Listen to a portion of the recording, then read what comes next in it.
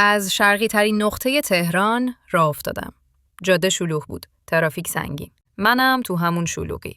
کم کم که رسیدم به استادیوم آزادی، چشمام پر شد از تصویر آدمایی که هر کدوم دنبال صندلی خودشون بودن. محوطه روباز پر از صدا و همهمه، ولی همشون یه هدف داشتن: شنیدن صدا. استایل بیشترشون کلاسیک بود، خیلی شیک و مرتب.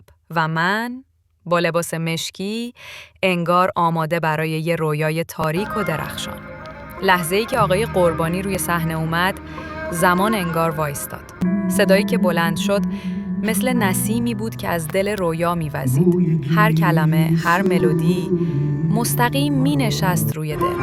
اونقدر زیبا خوند که من وسط شلوغی جمعیت غرق شدم توی حال و هوای خودم.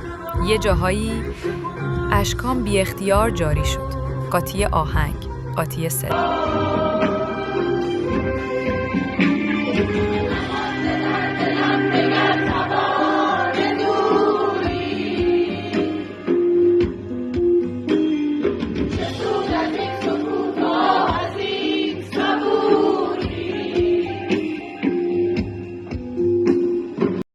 آخر شب وقتی کنسرت تموم شد، هنوز دلم نمیخواست برگردم.